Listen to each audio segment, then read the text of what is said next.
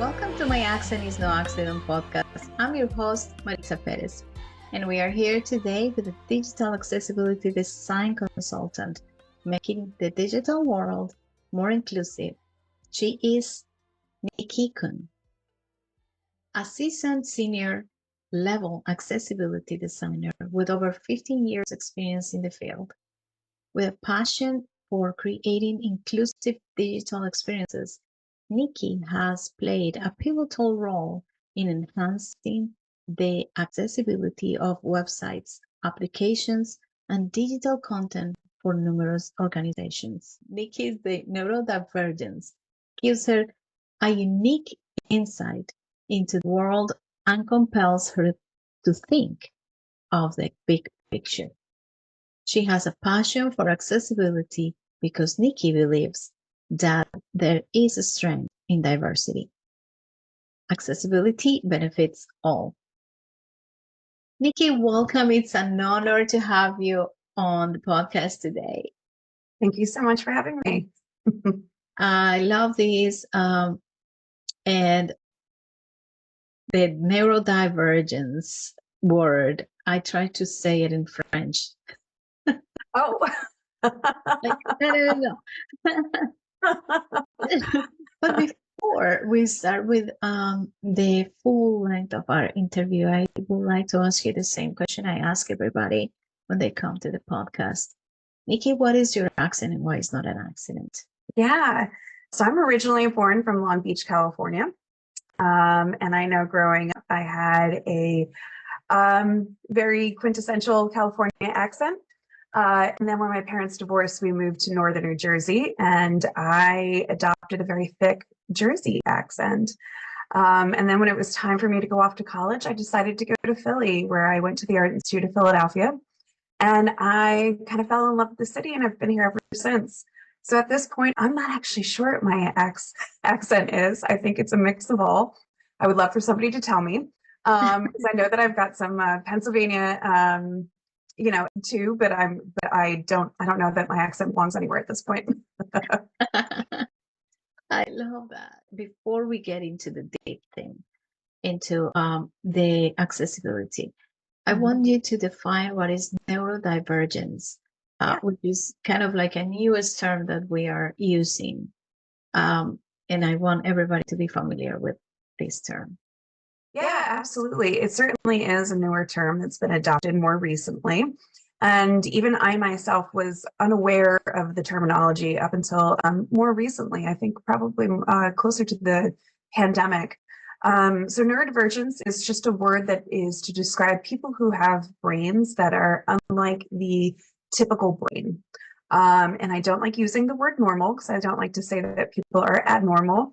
But basically, it's kind of an umbrella term which encompasses ADHD, autism, dyslexic, dyspraxia. There's a bunch of dys names that I'm going to forget as well. OCD, there's quite a few of them in there, and it's kind of the spectrum of neurodivergence. So I myself am ADHD and dyslexic, and it most certainly colors the way that I see the world. Ah, okay. So basically, we are changing the terms to be more diverse and more inclusive, and have a more sense of belonging. Yeah, it's I think with neurodivergence too, it's common to have more than one, to have a comorbidity, similar to how I have ADHD and dyslexia. And so I think that was the part of the reason to kind of come up with this term that encompasses them all, is that there's shared traits amongst people who are neurodivergent. And even with ADHD and autism, the more that I learn about my own ADHD traits and about the traits of autism, there's so much overlap that sometimes I feel like it's hard to distinguish between the two. And I believe that that's the reason for this kind of umbrella term for it, is just that there's these similarities within that spectrum that we can all appreciate. I love that. Well, I think that is very important because before we were saying that the a disease, Right. you know, and it's really, people are not diseases, the brain functions differently. Yeah, and it also implies that it's something that can be cured. And so if we accept that it's something that our brains are just wired differently, then that's not something that to be cured. Now, of course, with my different brain wiring, I struggle with certain things that, you know, the neurotypical, which is folks that are not neurodivergent, um, don't struggle with as much as I do. But it's not, you know, like while I can still work on some of those weaknesses, they're always going to be something that's kind of innate to me because of the way that my brain is wired.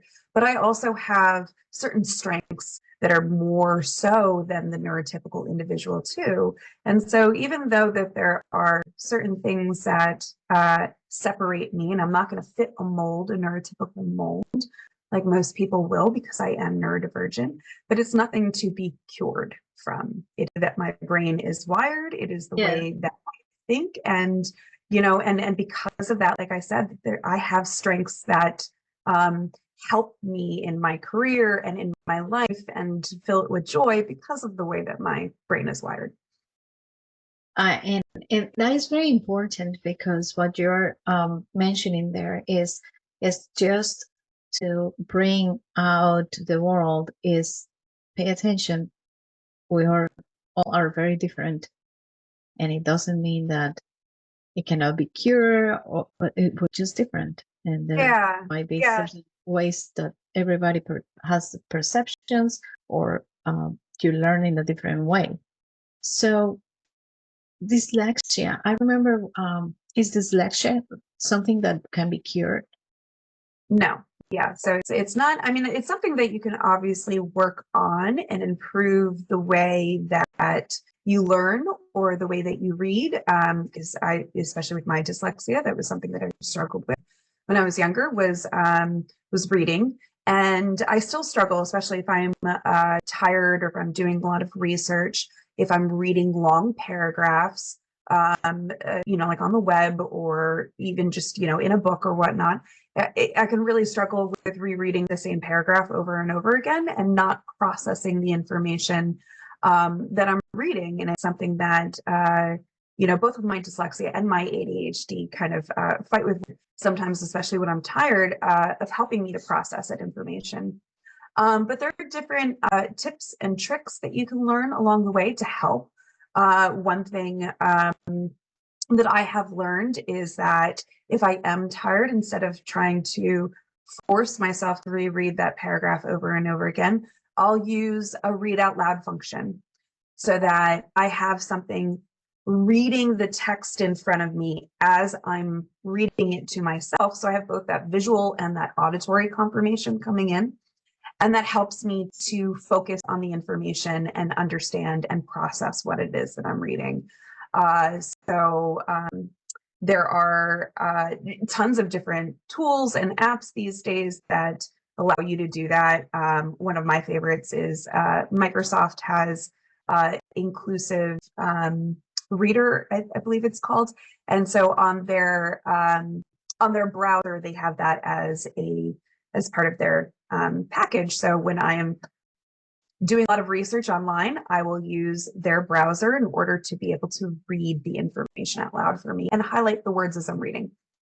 Yes, I do have Microsoft as well, and then I have seen that, and then everything, you can also have the little body on the top to change the fonts and colors and stuff, and to make it accessible. I love it. Yeah. Oh, immersive reader. I think I called it inclusive reader. Yeah, immersive reader. Yes, I love it. So what is how is the difference, like ADHD people with ADHD have been, I think that they have been misinterpreted, that people think that someone with the ADHD, and probably people with the ADHD are going to say, no, that's not true. But those that are outside of it think that these people cannot learn, that is not easy for ADHD. Yes, it's not easy to learn, but it's only different. So can you tell us a little bit of what ADHD is and what are like a little difference in the learning for them? Yeah, absolutely. So that's a great question. And I want to start off by saying that being neurodivergent is considered a cognitive disability, but just because it's a cognitive disability does not mean that there is a lack of intelligence. So it has no, it does not define that, you have a small or like a lesser IQ or whatnot. Also does not mean that you can't have that, right? Like it is, the world is diverse. You can have a intellectual disability as well as a cognitive disability of being neurodivergent. But being ADHD does not mean that. And so I like to emphasize that because it's certainly something that I fought against as I was growing up, that there was a stigma that because I learned differently and because I processed the information differently, that I, had a stigma of not being as smart as the other students, but it was not true at all. I think it's the dyslexia in me that I love to learn the most complex information first and kind of work my way backwards. And then similar with ADHD, we don't like to go in a linear fashion. We don't like to learn linearly. So if you are in a classroom where that is the way that you're being taught, it's very hard because it's not the way that our brain wants to process the information. Not only that, but oftentimes we can get bored because we've already understood the concept. We're really great at picking up on patterns. So if there's a pattern of the way that you're teaching and we've picked up on that concept, we're going to get bored and we may act out in other ways. And so when it comes to ADHD, especially more typically, and especially when I was growing up, it was more centered around males that were hyperactive. And so it is very common for women not to be diagnosed with ADHD. I know when I was a child, I was evaluated and they missed the ADHD that was present at that time. And I just happened to find that paperwork as I got older after I was formally diagnosed with ADHD. And I saw all of the red flags that were in there now knowing the information that I do. And so there are 3 different types of ADHD. There is hyperactivity, which is what we're most commonly used to.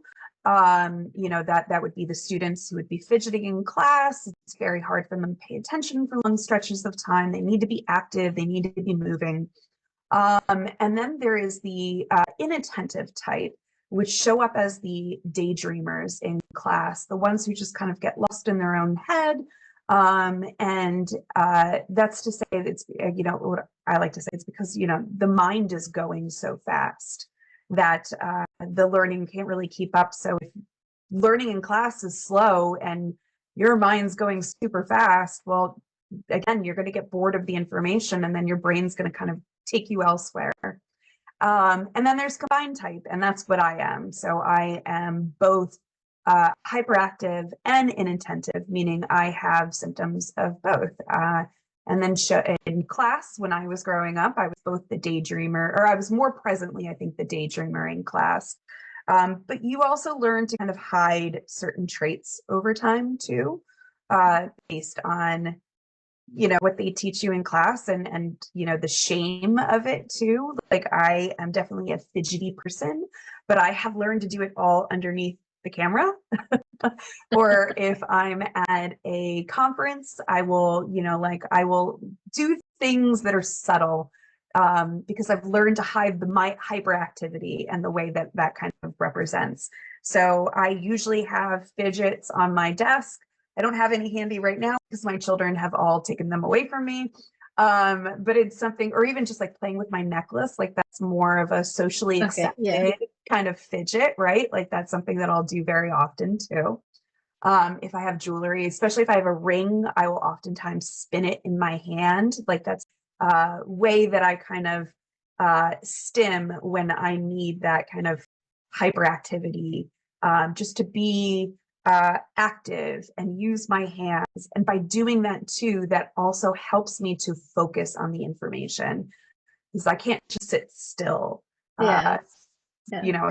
It's too much for me. So I need to have some sort of way in helping me to stay engaged. And if I'm at home and maybe I'm listening to a like a recording, a video, or if I'm at a conference and I'm not supposed to be engaged, I might be playing a game on my phone. And it doesn't mean that I'm not paying attention.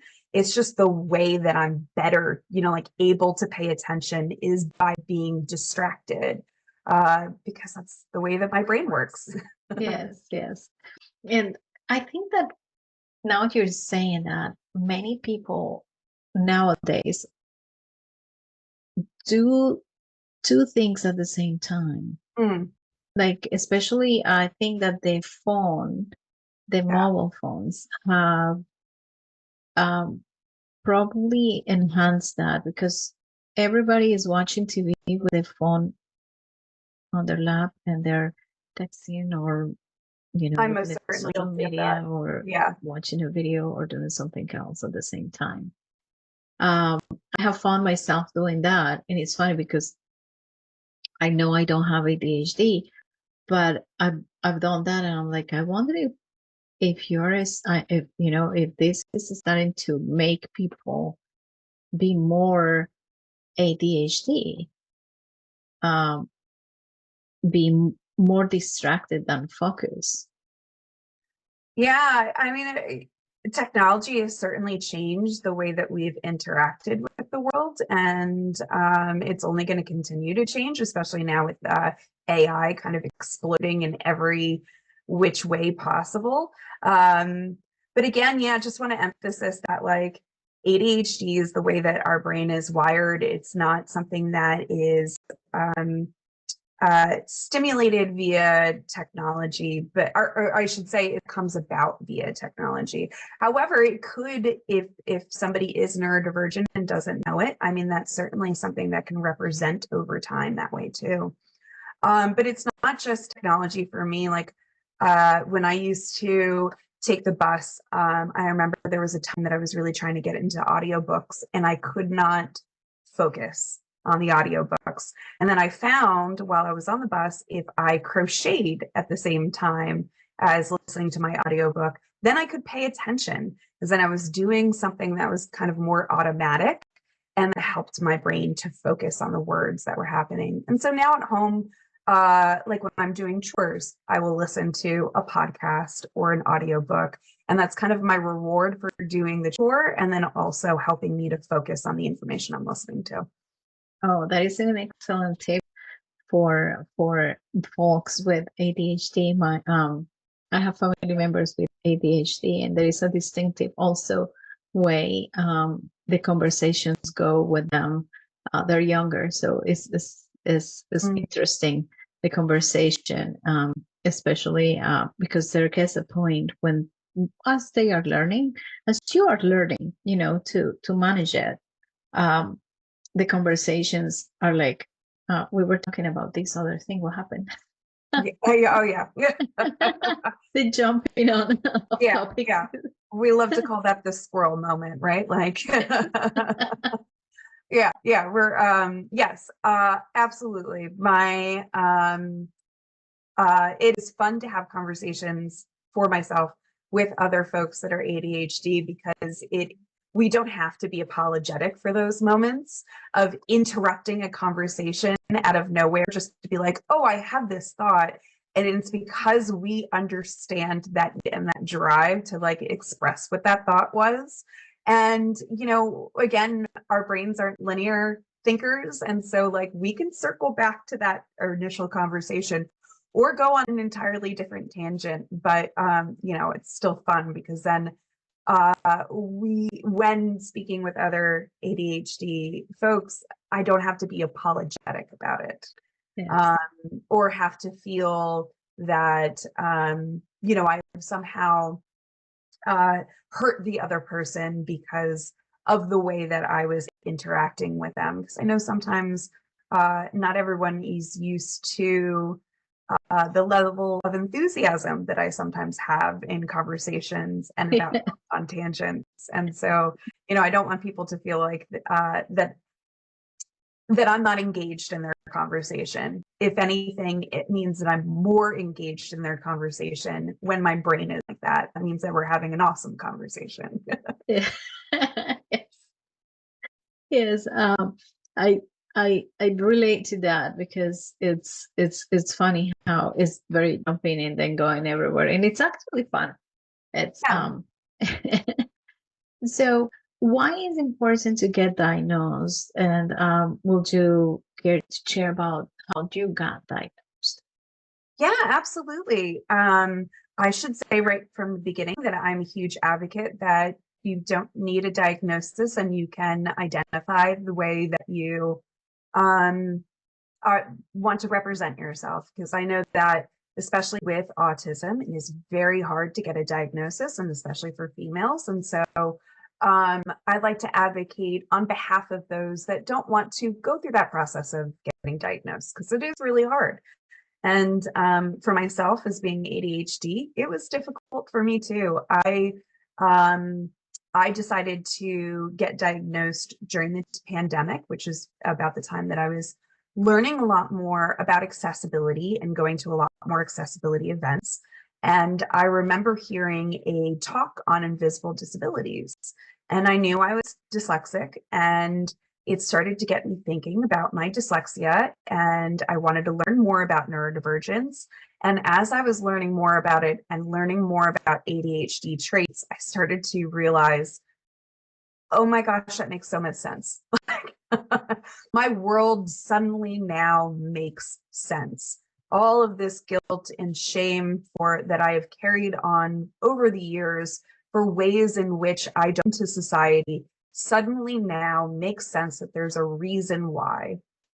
So while I advocate for those who choose not to get diagnosed, I absolutely advocate for those to learn more about their neurodivergence, because at least for me, being diagnosed was such a relief in that, as I was saying, like I was finally able to let go of so much shame that I had carried over the world or over my time, that I now know why I act that way. I now know why I struggle with time, where for so long I just thought that it was something that was wrong with me. And now I understand that there's a reason why I struggle with time. That it is because of the way that my brain is wired and because of the way that my neurodivergence represents in myself. And so learning about those things helped to empower me into understanding again my pitfalls and why I had those pitfalls, and understanding ways and tips and tricks that I can do to benefit myself. It was about understanding how the flip side of these things too also meant that there were certain strengths that I have because of those. My lack of time management also makes me a very engaged person when I am in that kind of flow state, and I'm able to tap into this side of me that's super motivated and will get things done, which is very exciting when I'm able to tap into that. And then it also gave me the resolve to understand that when I'm having a low energy day, just to embrace that and to understand that not every day is meant to be productive, and that all of my strengths and weaknesses pretty much average out. So if I'm having a really run down day, just to embrace that, accept that that's part of who I am, and that my anxiety and depression are also kind of part of my neurodivergence as well. And so, when I'm having a day where I'm feeling depressed, I give myself a lot more grace than what I once did, where I used to, beat myself up over it, over not being able to feel like I am feeling myself that day. And so I now, like I said, I give myself more grace. And so to wrap it up, just to say, like, the diagnosis helped me in that way. And then I also chose to explore medication. So I started taking Adderall, and due to my anxiety and depression, I also started taking Lexapro as well. So that's a medication that I'm currently on. And I have found that that's really helped me, but I had a lot of friends along the way tell me that medication is a journey. So if anybody out there is listening right now and is something that they're curious with, I definitely recommend looking into it and giving yourself the same grace too, that it's a journey, and it's definitely something that you need to explore if that's what you choose. Explore with the medication and with your psychologist. Okay, so and that was you stole my next question. Okay. that was going to be my next question. If there are ways to deal with the symptoms, and because there are some symptoms that are very, very hyper, right? Like very high, not hyper, but very high. And there are symptoms, and some of them are anxiety and depression. So they need to be controlled with medication. Yeah, so absolutely. For some folks, medication does work. And I should say for other neurodivergent folks, medication has not been, something that has worked for them. But something that across the board is helpful is, and probably the hardest for ADHD folks, because we really rebel against structure. And so having a good structured diet, just making sure that you're taking care of yourself, drinking a lot of water, having good nutrition in your food, very hard for, and sometimes even, I was going to say very hard for ADHD, because like I said, we struggle against structure, but then also sometimes hard for autistic folks too, who may have certain food sensitivities and different experiences with food. But then exercise is also wonderful, because it's another way for us to regulate our dopamine.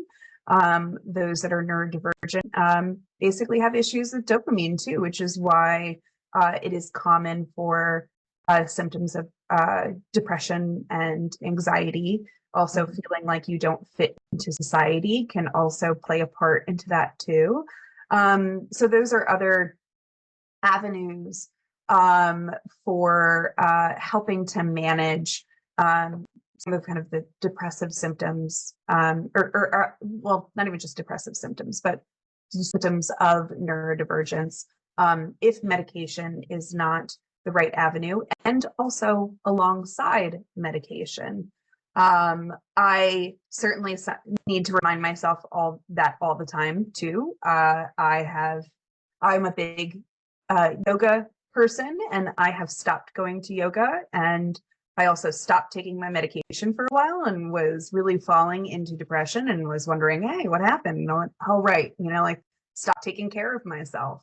And so I had to start back up on my medication and, be more aware of the ways that I can take care of myself, both physically and mentally. So I need to get back into yoga, and I haven't done that yet. But okay, and then reminder for myself. So that is very important, because there are other things that you mentioned, yoga and then meditation. And there is also, I know that there are some holistic, like herbs and things that you can take for the symptoms that are different from the attention and the hyperactivity. But depression and meditation helps a lot with it. Meditation helps even with PTSD.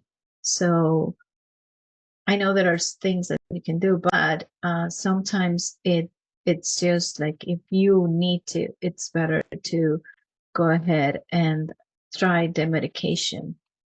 Not everybody can deal with the medication either. Also, I mean, that is also true, like you were saying. So, Hi, I'm very happy to know you are here watching our podcast today. It is an honor to be featuring so many entrepreneurs on the journeys of their inside voice, their accent that is not an accident. And we want to reach out more people like you who are creating a better world of diversity, inclusiveness, equity, and belonging. So please take a moment to hit the subscribe button below, like, and share to others. And even if you want to leave a comment, that'll be nice. Thank you for your support. And now back to the episode. saying, so knowing all these, how can a work or people be considerate about folks that have disabilities or are neurodivergent?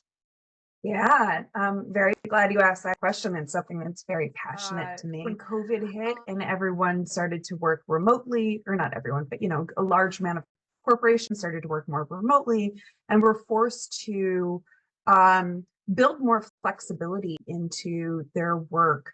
And diversity, equity, and inclusion started to become something that was really important during COVID timeframe, which was really wonderful because it was something that was constantly then brought up, or at least in the circles that I was in. And one thing that I noted throughout that time frame is that the more flexible you are in your work about allowing people to represent the way that they can best work, and allow them to be able to have that flexibility. So for instance, I worked with a team where we used to find it very important to talk about the ways that we work best.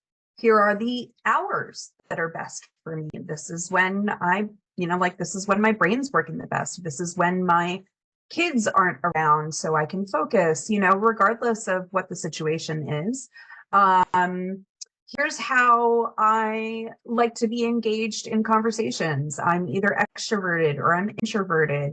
Like if we're talking about something that's really important at work, maybe I'm introverted and I'm not going to be as engaged in the conversation, but I'd much rather communicate via text or, Slack message or an email or have time to process the information and then come back with my thoughts on it.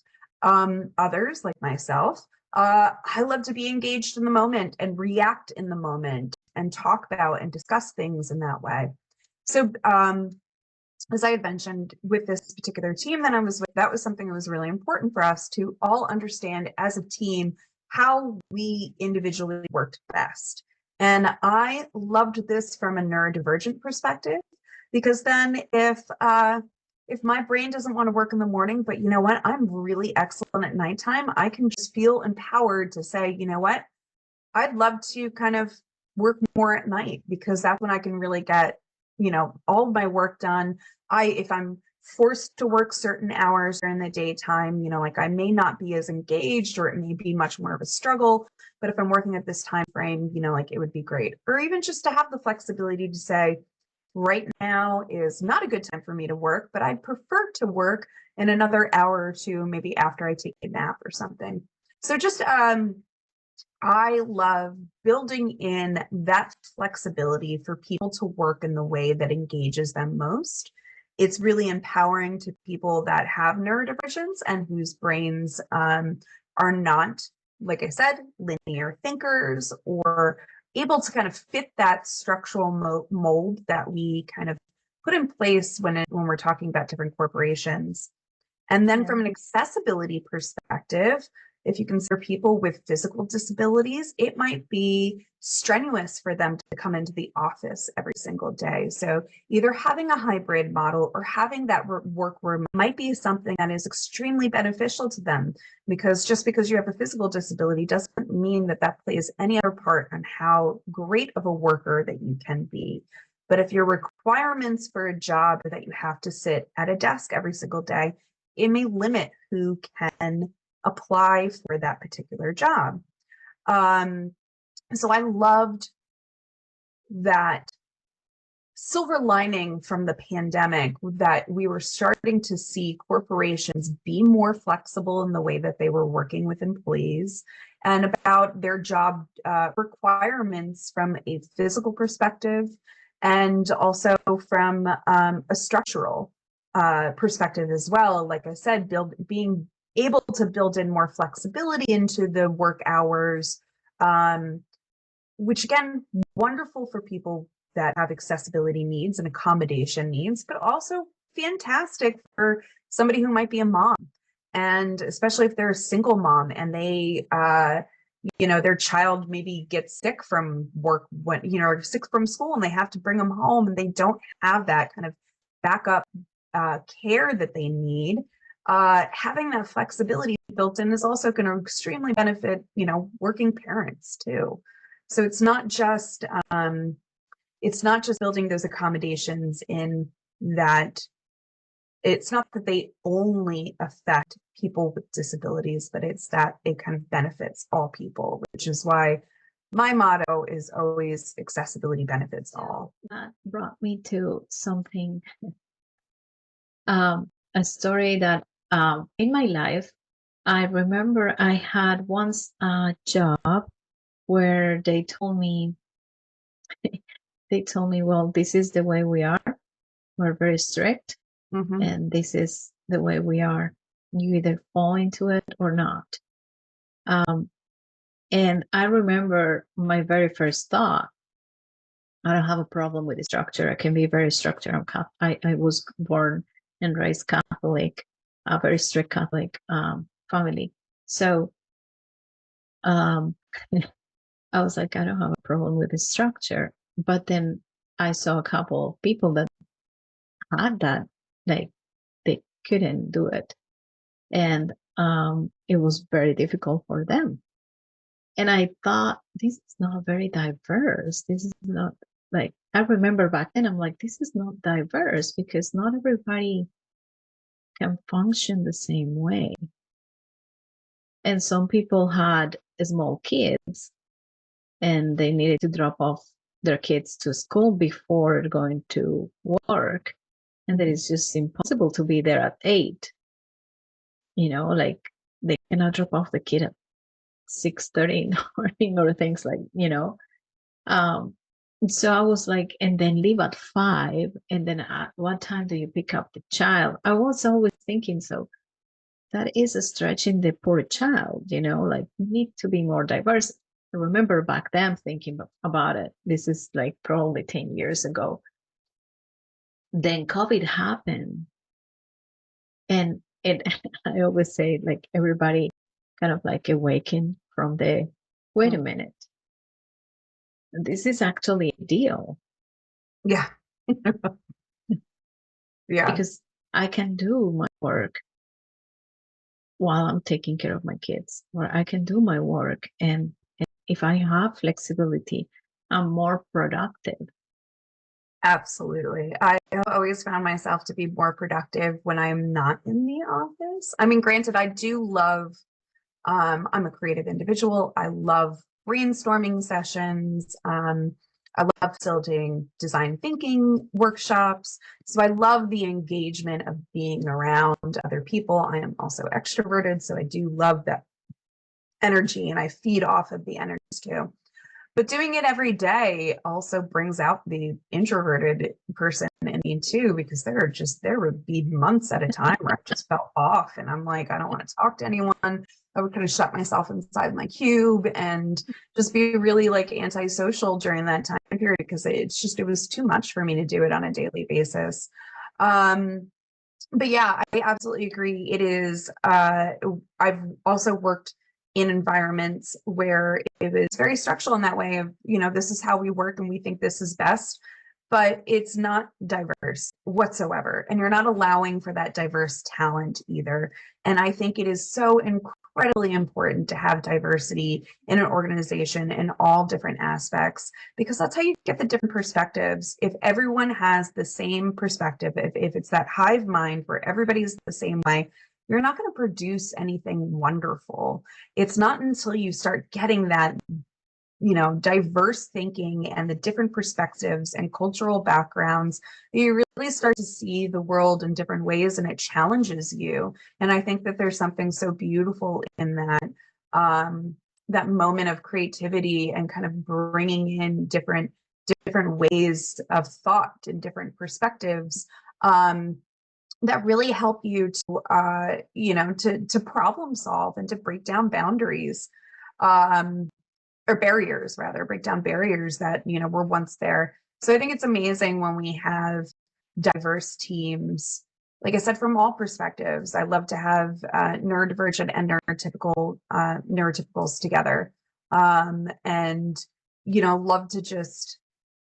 I'd love to see more emphasis on corporations hiring more disabled people too. And I will note as well, I usually do this in the beginning, but I should note that I use identity first language because I am neurodivergent and I believe it empowers folks. But every now and then I do kind of go back and forth between identity first and people first language. But I just wanted to note that too. But yeah, I think it is, incredibly important that we do allow for those accommodations so that more folks, more talent can just be in the workplace. Yes, exactly. I believe in the creation and the mix of, if you have a place where absolutely everybody is type A personality, you're gonna end up with an atomic bomb one day.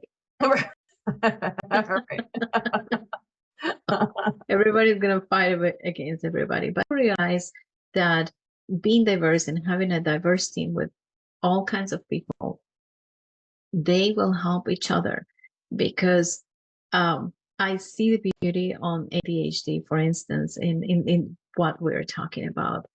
Someone that is neurodiverse, that when you go to meetings, you have those days at work that you didn't do anything, but you are super tired because the whole day was filled with meetings. Then you go to these meetings, and some meetings get super long. Mm-hmm. And I always thought, thanks God for these people that say, I'm bored, like right in the middle of the meeting. And I was one of them, because I'm very practical, and I'm very honest. So I used to say, I'm bored. Okay, can we take a bio break or something? Because this is getting too long, and I don't think I'm paying attention anymore. I'm like already in Lululand thinking about what I'm going to do this weekend. Right. Yeah. Building those bio breaks, or building bio breaks, is extremely important. I don't know how more corporations aren't more in tune to that. One of the things that I loved so much is when I go to corporate meetings and they've got fidgets available for you.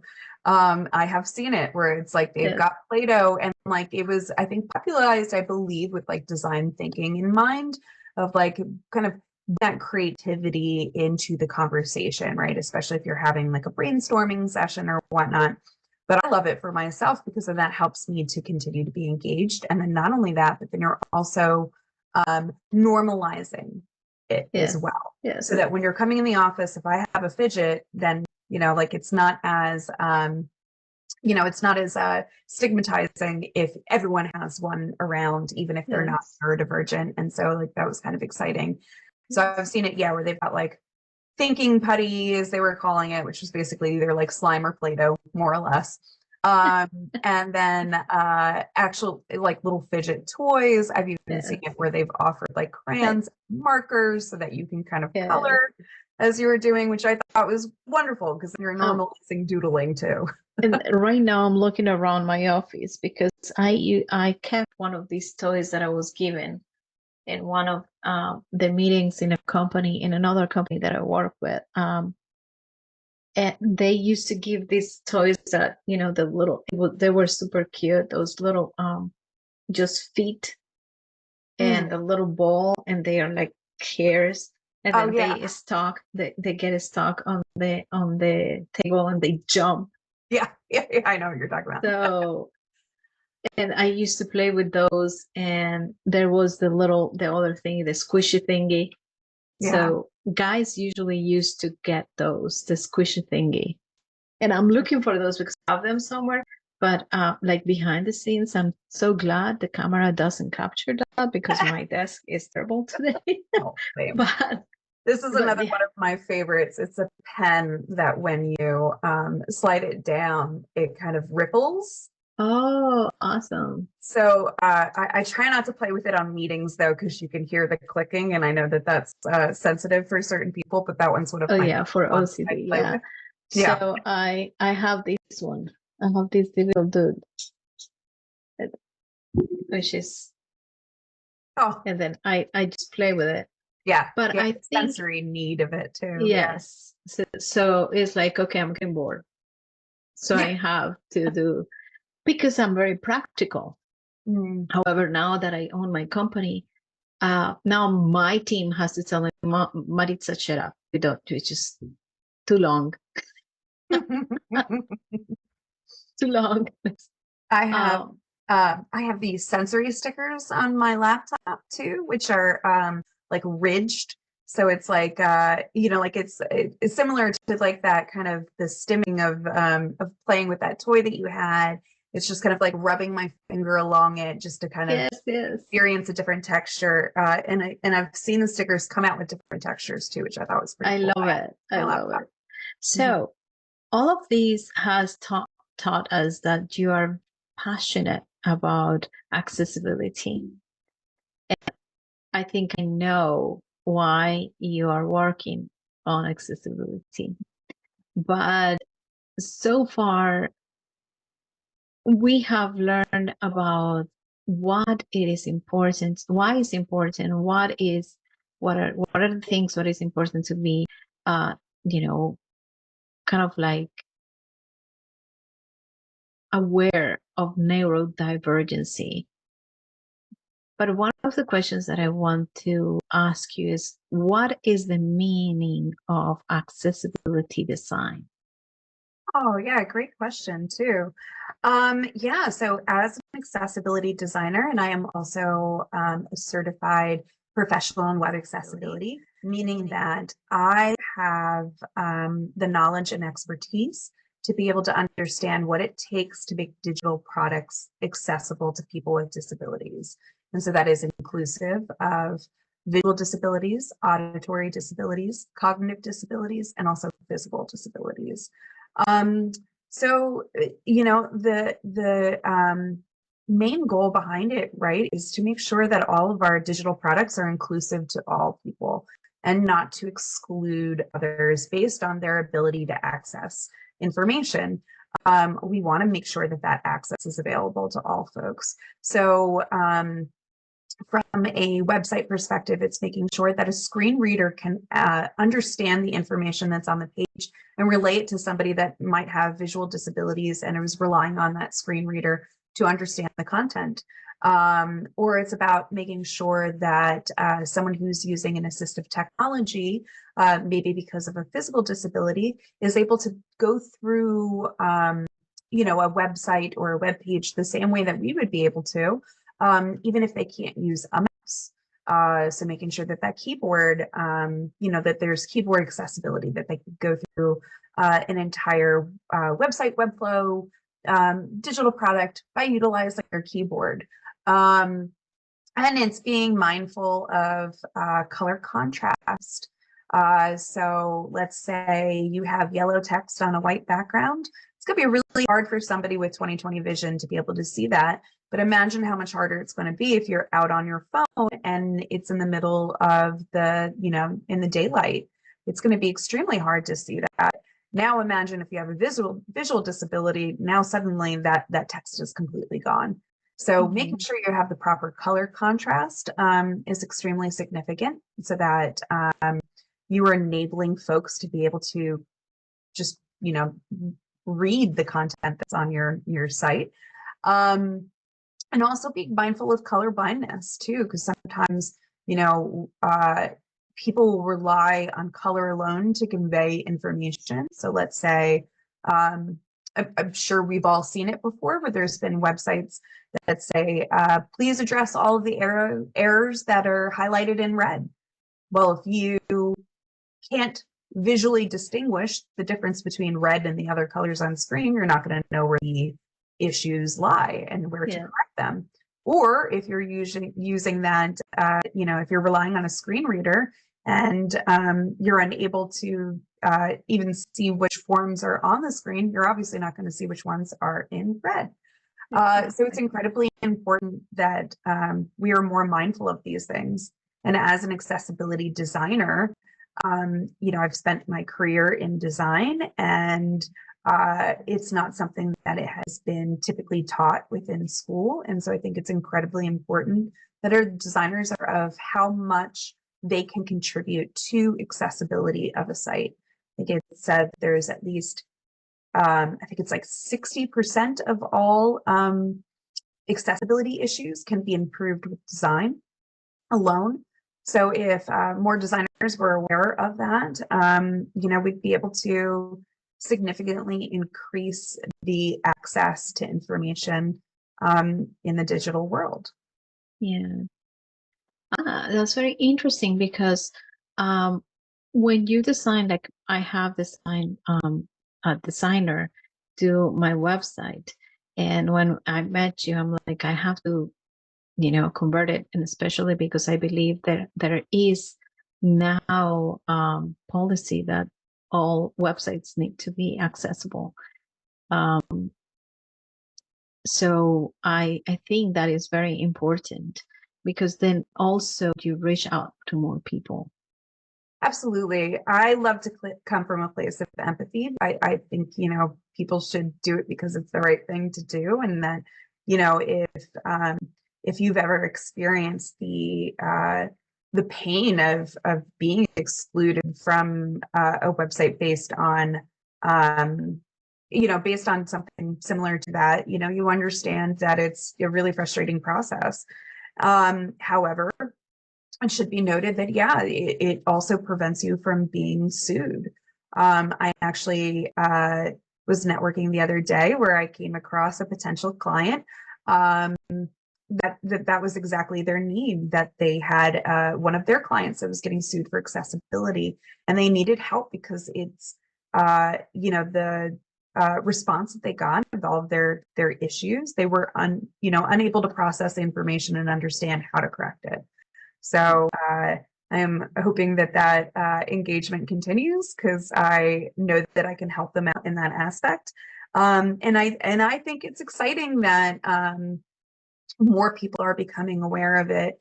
But again, it's also more lawsuits have been on the rise, especially ever since the pandemic. I think each year the amount of lawsuits has been increased. And there's a new policy coming out in Europe too, which is also going to start swaying people's perspective on things too, because that, I think, is coming. I believe they said it was coming with a significant fine if they find that your website or digital product is inaccessible, and that is set to come out next year. Oh, wow. Very interesting, this information. So with that, I would like to ask you, how can people contact you and where they can find you? Yeah, I am not as active on social media right now, and that's mostly because of my mental health. But I'm active on LinkedIn, and so you can certainly find me there. I am, my name is Nikki, Nikki Kuhn, Kuhn.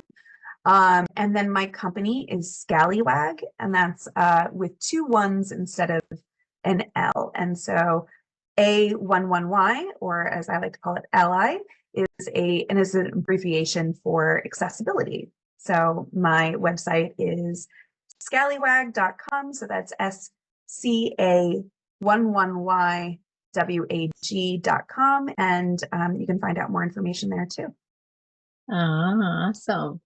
I like the way you put it, the scaly one. Thank you. Thank you so much. Thank you for being with us today. I love that conversation. I hope everybody got a little more of understanding and will walk out being a little more, not stop being condescending and be more understanding around those folks that are neurodivergent. Is there any last thought that you would like to leave the audience with? I would just love to reiterate just the understanding of accessibility benefits all people. We have such a stigma in our society today that, when we focus on accessibility, that we're only doing it for such a small percentage. But when we consider all of the things that we benefit from, I mean, even the keyboard was created for an accessibility purpose, and we use those on a daily basis.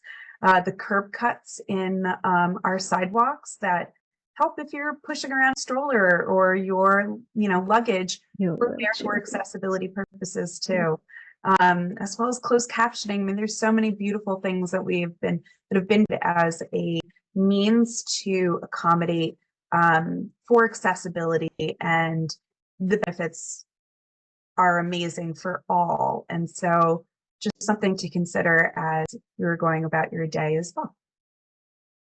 Thank you so much, Nikki. Again, I love our conversation. I hope everybody gets a better understanding on these. And to all my audience, thank you for being here once again with us.